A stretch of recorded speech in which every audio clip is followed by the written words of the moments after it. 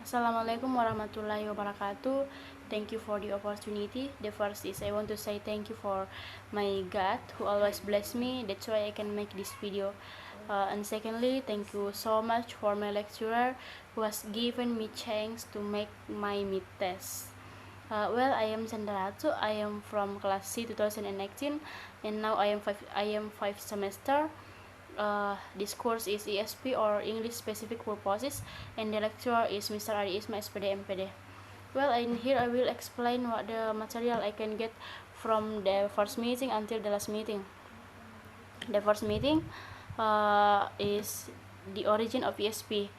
ESP standard for English for specific purposes, which literally means English for a more specific purpose, in which the purpose ESP is an approach to language teaching that aims to meet the needs of learners.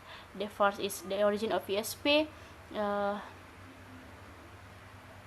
As human activities develop, ESP is not only shown as a plain change but as growing phenomenon in outside of centering. Jadi ESP ini merupakan singkatan dari English for Specific Purposes, yang kalau diartikan secara harfiah adalah bahasa Inggris untuk tujuan yang lebih spesifik, yang mana ESP ini adalah pendekatan untuk mengajar bahasa yang tujuannya untuk menemukan kebutuhan pelajar.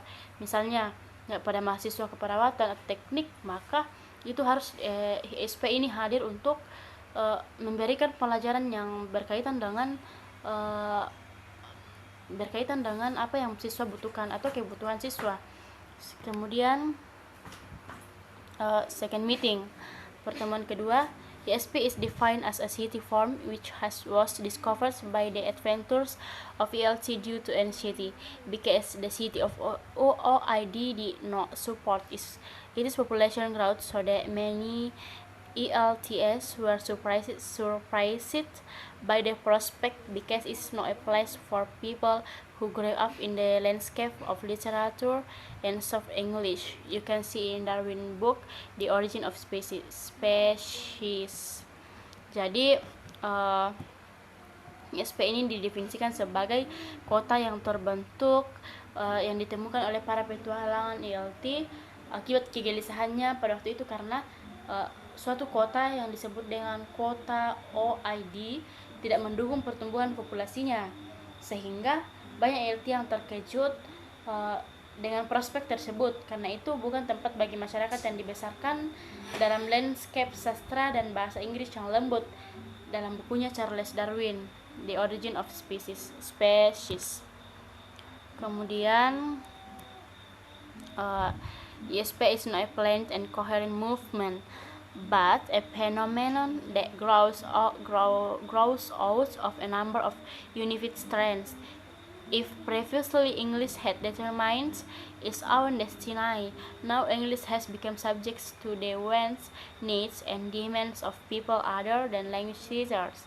So the English has become the responsibility for the broader world view and the traditional relaxed and destination free worlds through the English landscape no longer seems appropriate in the harsher realities of the market. Yang ketiga, the third meeting is development of ESP. ESP is identify grammatical and lexical features. This ESP began to develop in the 1960, and ESP has undergone 3 main pieces of development, but now it has entered the 4th phase, and even the 5th phase has started to appear.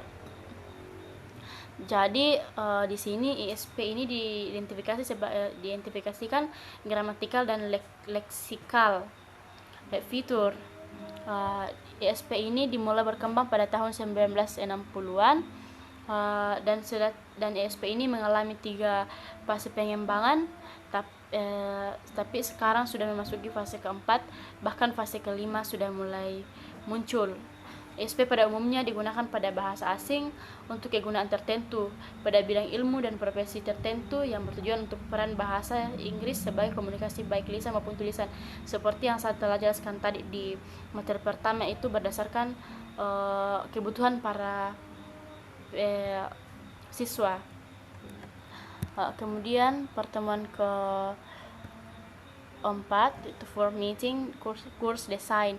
Each ESP lesson use explicit or empirical ideas about the nature of language. The description of English and other language are based on the grammatical of classical Greek and Latin grammar. These descriptions are based on analysis of the role each word plays in a sentence. In fact, all communication have a structural and discourse level.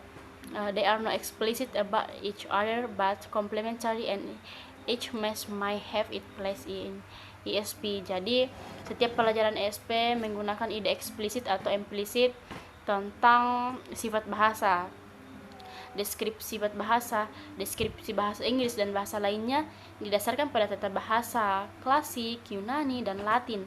Deskripsi ini didasarkan pada analisis peran yang dimainkan oleh setiap kata dalam kalimat. Bahkan semua komunikasi memiliki tingkat struktural dalam diskursal.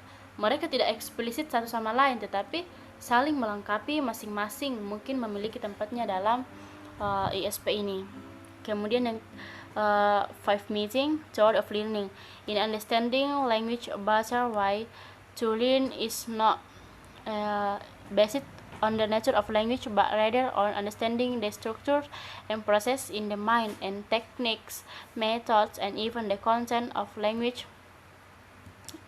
Language learning can only be improved by action in the classroom. Therefore, in the case, we must describe the theory in language development according to the needs of students. Behaviorism is learning as habit formation. Jadi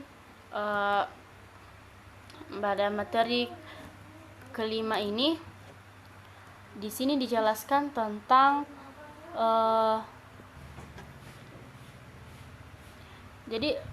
dalam memahami bahasa,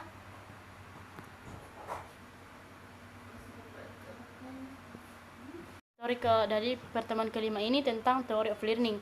Dalam memahami bahasa, cara yang lebih baik untuk mempelajari didasarkan pada hakikat bahasa, tetapi lebih kepada pemahaman struktur dan proses dalam pikiran dan teknik, metode. Bahkan isi pembelajaran bahasa hanya dapat ditingkatkan dengan tindakan di dalam kelas. Oleh karena itu, dalam hal ini kita harus mendeskripsikan teori-teori perkembangan bahasa sesuai dengan kebutuhan peserta didik. Di sini yang diambil yaitu behaviorisme, yaitu belajar sebagai pembentukan kebiasaan, di mana kita sendiri tahu bahwa behaviorisme ini adalah teori yang berfokus pada habit or kebiasaan seseorang. Kemudian pertemuan ke-6, need analysis. The difference between ESP and general English, it is often said the needs of general English learners. For example, school children cannot be determined. This is an assumption that owes more to the institutional moisture and weight of tradition than any reality, but this is a strong force. In fact, this is an argument. Jadi, perbedaan ESP dan bahasa Inggris umum sering dikatakan bahwa kebutuhan pelajar bahasa Inggris umum, misalnya anak sekolah, tidak dapat ditentukan. Ini adalah asumsi yang lebih berhutang pada kelembapan institusional dan bobot tradisi daripada kenyataan apapun. Tetapi ini adalah kekuatan yang faktanya argumen yang paling lemah, karena selalu mungkin untuk menentukan kebutuhan, bahkan jika itu hanya perlu lulus examination atau ujian akhir sekolah. Kemudian the last meeting is approach course design. Course design is process by which raw data of learning needs and interpreted to produce an integrated set of learning experience which aim to guide students to specific circumstances. Jadi desain kursus ini adalah proses melaluinya data menta tentang kebutuhan belajar yang diinterpretasikan untuk menghasilkan serangkaian pengalaman pembelajaran terpadu yang bertujuan untuk menuntun para pelajar ke keadaan tertentu. Desain kursus ini adalah dinamis dan negosiasi. Tidak ada satupun faktor yang memiliki pengaruh langsung menentukan the average course design ini. Okay, and the last is conclusion. ESP or English for specific purposes is a new approach or teaching and use of the English language or a special field of study in accordance with the needs of the field of skills and the professions of the English language user. Well, I think that's all. Thank you and assalamualaikum warahmatullahi wabarakatuh.